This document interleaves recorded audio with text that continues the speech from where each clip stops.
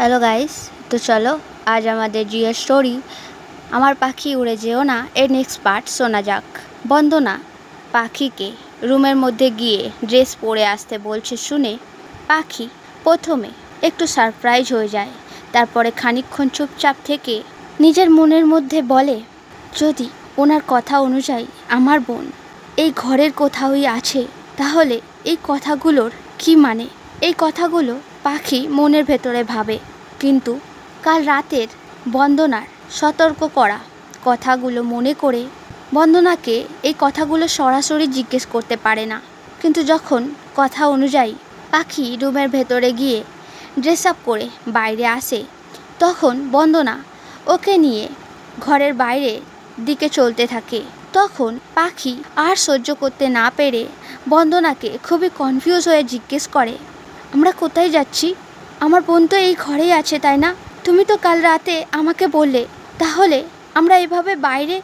পাখি এতটাই বলেছিল, তখনই বন্দনা কারের কাছে পৌঁছে গিয়ে পাখির জন্য পিছনের সিটের দরজাটা খুলে দিয়ে খুবই ইগনোরেন্ট সিরিয়াস ভয়েসে বলে, কারের ভেতরে বসো, পৌঁছানোর পর সব কিছু নিজেই বুঝতে পেরে যাবে।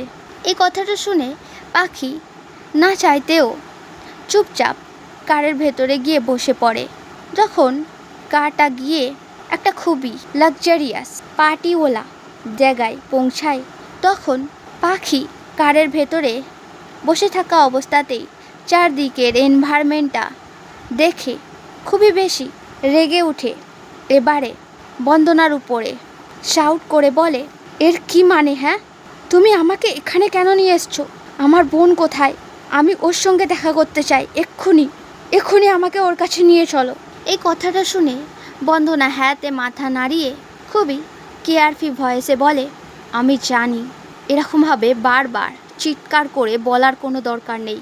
ঠিক আছে বেবি, হঠাৎ আমার একটা ইম্পর্টেন্ট বিজনেস ইভেন্ট চলে এসেছে, তো আমার লাইফ পার্টনার হিসেবে তোমাকে আমার সাথে এখানে থাকা খুবই দরকারি। সো প্রথমে আমরা এই পার্টিটা অ্যাটেন্ড করে নিই, তারপরে ঘরে ফিরে গিয়ে লিলির সাথে আরামসে দেখা করে নেবে, ওকে?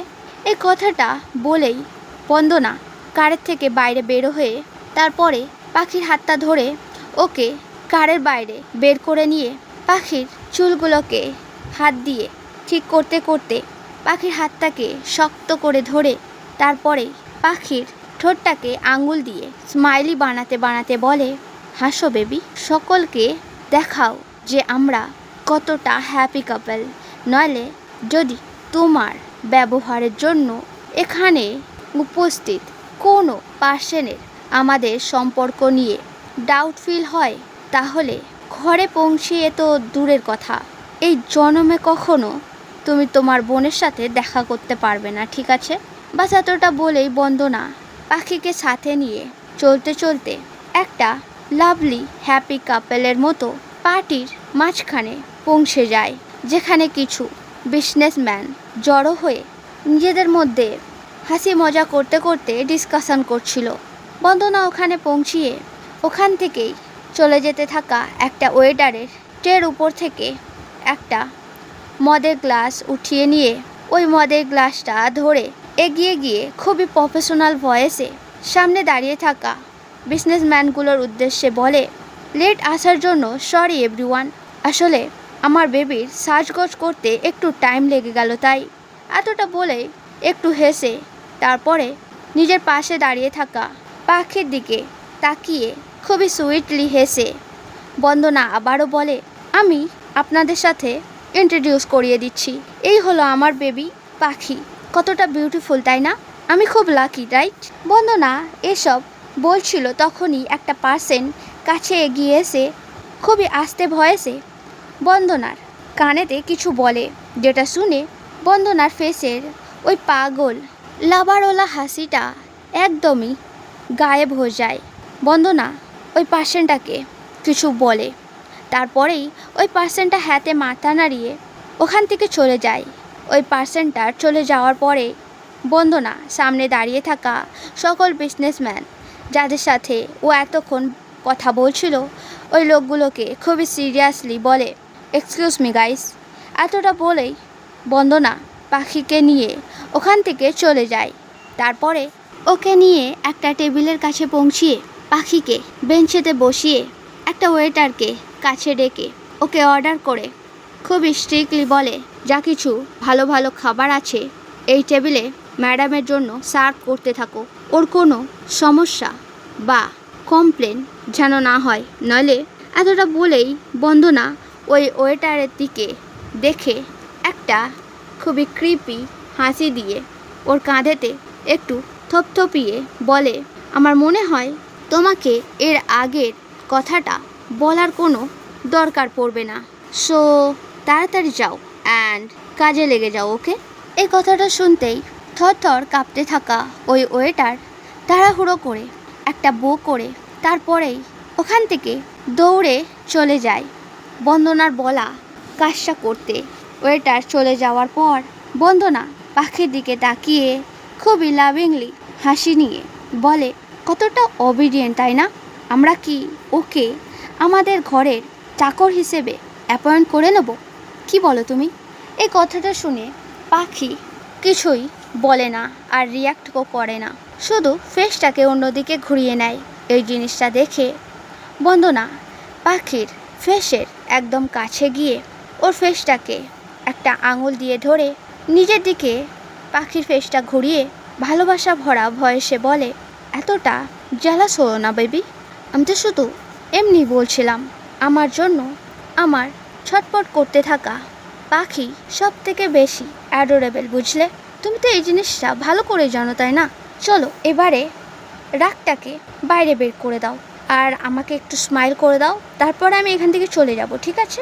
এবারে এই চলে যাওয়ার কথাটা শুনে পাখি এই অজানা পার্টিতে একা পড়ে যাওয়ার ভয়ে একটু কাটা কাটা ভয়েসে বন্দনার হাতটাকে ধরে বলে, কোথায় যাবে তুমি? এই কথাটা শুনে প্রথমবার পাখিকে এরকম ক্লিনজি ব্যবহার করতে দেখে খুশি হয়ে উঠে বন্দনা পাখির হাতটাকে ধরে ওখানে একটা জেন্টাল কিস করে বলে, ভয় পাওয়ার কোনো ব্যাপার নেই বেবি, এখানে উপস্থিত সকলেই তোমার হাজব্যান্ডকে খুবই ভালোভাবে জানে। তো যদি কেউ তোমার অনুমতি ছাড়া তোমার কাছাকাছি আসার চেষ্টা করে তো তাহলে একদমই দেরি না করে ওকে আমার নাম আর আমাদের দুজনের সম্পর্কর ব্যাপারে বলে দেবে, ঠিক আছে? তাহলেই দেখবে আর কোনো সমস্যা হবে না।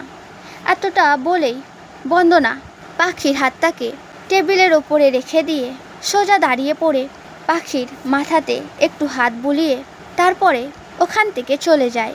পাখি বন্দনার কথার মানেগুলো বোঝার চেষ্টা করতে করতে বন্দনার চলে যেতে থাকা দূরে যাওয়া ফিগারটার দিকে তাকিয়ে থাকতে থাকে। তখনই ওখানে একটা মিডিল এজ লোক এসে পাখির আগের বেঞ্চটাতে বসে বলে, তুমি কি এখন অ্যাভেলেবেল আছো বেবি? এই কথাটা শুনে পাখি খুবই বেশি শকড হয়ে গিয়ে একটু রেগে উঠে বলে, বেবি আপনি কি আমার সাথে কথা বলছেন? এই কথাটা শুনে ওই মিডিল এজ লোকটা পাখির দিকে ভালো করে দেখতে দেখতে হাসির সাথে বলে, হ্যাঁ কি হলো, তুমি এতটা রেগে যাচ্ছ কেন বেবি? তোমার কি আমায় পছন্দ হয়নি? তুমি কি শুধু মেয়েদেরই প্রিফেয়ার করো নাকি? আমি কিন্তু খুব হ্যান্ডসাম আর রিচও, ওই বন্দনার থেকে আমি কিছু কম যায় না। ওই হিসাবে আমার মনে হয় আমি তোমাকে অ্যাফোর্ড করতে পারবো। ডোন্ট ওয়ারি, আই প্রমিস আমি তোমাকে খুশি করে দেব, কিন্তু শুধু আজকের রাতটা আমার সঙ্গে কাটাতে হবে। আমি তোমাকে অনেক দিন ধরে পাওয়ার চেষ্টা করছি, কিন্তু মিস্টার সূর্যর কথা অনুযায়ী আমার মনে হয়েছিল হয়তো তোমার পবিত্রতাটা আমি পয়সা দিয়ে কিনতে পারবো না, কিন্তু কাল রাতে ক্লাবে মিস্টার সূর্য মুখ দিয়ে আমি যেগুলো শুনলাম ওই হিসাবে আমার মনে হয় এখন হয়তো এই জিনিসটা অতটাও মুশকিল নেই আর। কি বলো বেবি? এইসব কথাগুলো শুনে পাখি খুবই রেগে গিয়ে রাগি রাগি চোখেতে ওই পার্সনটার দিকে দেখে খুবই সিরিয়াস ভয়েসে বলে, আপনার হয়তো কোনো ভুল হচ্ছে, আমি ওই রকম কেউ নয়, তো প্লিজ এখান থেকে চলে যাও।